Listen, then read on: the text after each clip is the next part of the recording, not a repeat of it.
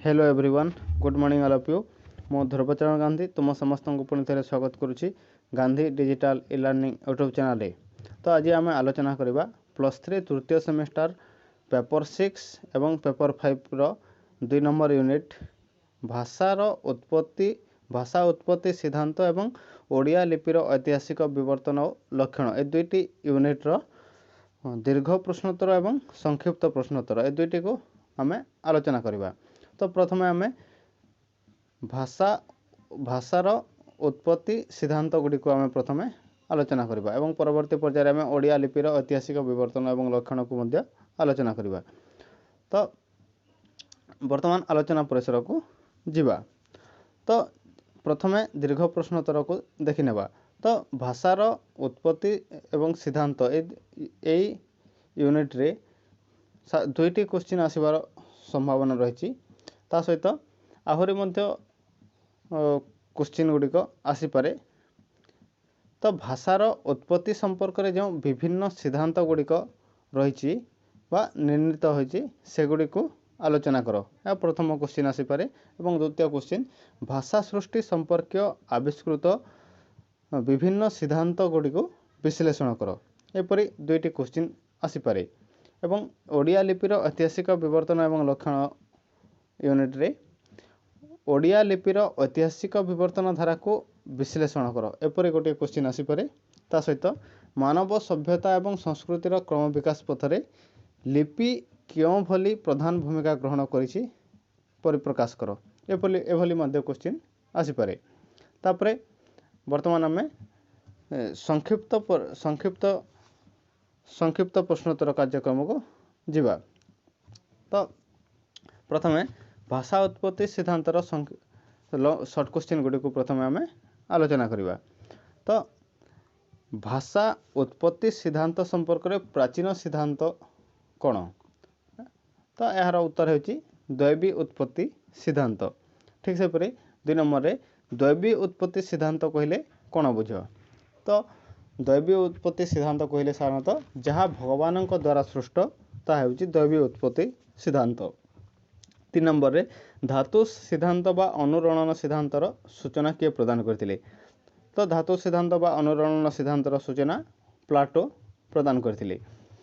तापरे धातु सिद्धांत बा अनुरणन सिद्धांतर स्पष्ट रूप किए प्रदान करथिले?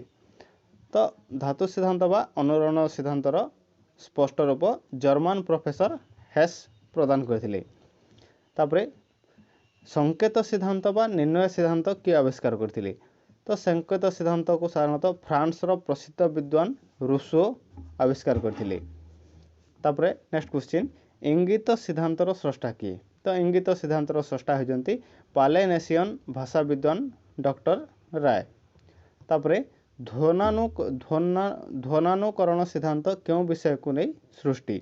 तो ये सिद्धांत अनुଯାयी निजर पारिपार्श्विक पशुपक्षी ध्वनि को नहीं अनुकरण विषय को नहीं सृष्टि होइछि। तापरे आ गोटे क्वेश्चन अनुरणन सिद्धांत कहले कौन? तो जहाँ अनुकरण सृष्टि ताहा होछि अनुरणन सिद्धांत। तापरे भावावेग सिद्धांतर स्रष्टा किए? तो भावावेग सिद्धांतर स्रष्टा होजंती कार्डलीफ। तापरे अपनोदन बा ध्वनि सिद्धांतर जन्मदाता किए? तो अपनोदन बा ध्वनि सिद्धांतर जन्मदाता होजंती विशिष्ट भाषाविद नोएर। तापरे टाटा सिद्धांत कौन? तो टाटा सिद्धांत कहले साधारणतः अनुकरणरू ध्वनिर सृष्टि होते ताको टाटा सिद्धांत कह जाए। तापरे संगीत सिद्धांत कौन मत देते? तो संगीत सिद्धांत क्रीडारू संगीत सृष्टि एवं संगीतर भाषार सृष्टि बोली से मत देते। तापरे प्रेम सिद्धांतर उद्भावक किए? तो प्रेम सिद्धांतर उद्भावक होजंती प्रोफेसर हडसन। तापरे संपर्क सिद्धांत विषय किए मत प्रदान करछंती? तो संपर्क सिद्धांत विषय रेबेच मत प्रदान करछंती। तापरे समन्वित सिद्धांतर जन्मदाता किए? समन्वित सिद्धांतर जन्मदाता होजंती प्रसिद्ध भाषा विज्ञानविद हेनरी स्वीट। तापरे प्रतीक सिद्धांतर स्रष्टा किए? तो प्रतीक सिद्धांतर स्रष्टा होजंती हेनरी स्वीट।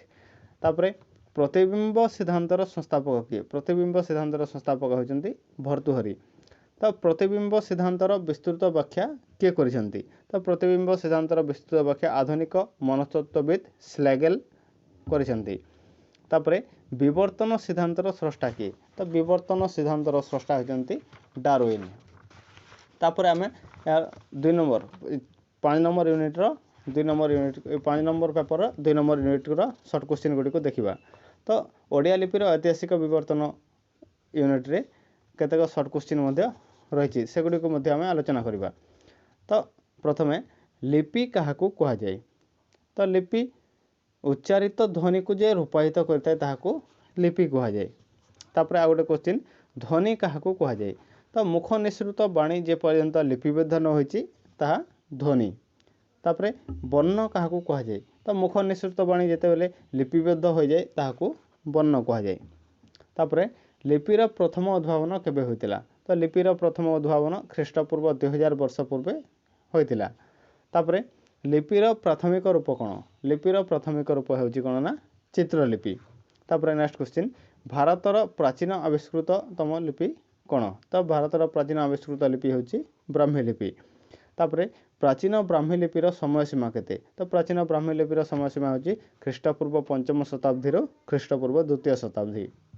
तो ब्राह्मी लिपिर निदर्शन केउठारे देखिबाकू मिलिथाय। तो सम्राट अशोकंकर अनुशासन गुड़िक ब्राह्मी लिपिर प्राचीन निदर्शन देखिबाकू मिलिथाय। तापर नेक्स्ट क्वेश्चन परवर्ती ब्राह्मी लिपिर समय सीमा केते। तो परवर्ती ब्राह्मी लिपिर समय सीमा होची ख्रीष्टपूर्व 1म शताब्दी रो ख्रीष्टीय 3य शताब्दी पर्यंत। तापर परवर्ती ब्राह्मी लिपिर अन्य नाम कौन। तो परवर्ती ब्राह्मी लिपिर अन्य नाम होची कुषाणकालीन ब्राह्मी लिपि। तापर गुप्तकालीन लिपिर समय सीमा केते। तो गुप्तकालीन लिपिर समय सीमा होची ख्रीष्टीय 14th शताब्दी रो 7म शताब्दी पर्यंत। नेक्स्ट तापर कलिंग लिपिर समय सीमा केते। कलिंग लिपिर समय सीमा होची 7म शताब्दी रो 11th शताब्दी मध्य। तापर कलिंग लिपिर अन्य नाम कौन। कलिंग लिपि को साधारणतः सूक्ष्मकोणी लिपि मध्य कह जाए। कंटक शीर्षक लिपि बोली मध्य कह जाए। किलक शीर्षक लिपि मध्य कह जाए। सिद्ध मातृका लिपि बोली मध्य कह जाए एवं ता सहित कुटिल लिपि बोली मध्य कह जाए। तापर प्रत्न ओडिया लिपिर समय सीमा केते। प्रत्न ओडिया लिपिर समय सीमा होची ख्रीष्ट 1100 शताब्दी रो 1400 शताब्दी पर्यंत। तापर प्रत्न ओडिया लिपिर अन्य नाम कौन। तो प्रत्न ओडिया लिपिर अन्य नाम होची गोड़ी लिपि। तापर प्राचीन ओडिया लिपिर समय सीमा केते। तो प्राचीन ओडिया लिपिर समय सीमा होची 1400 शताब्दी रो 1600 शताब्दी मध्य।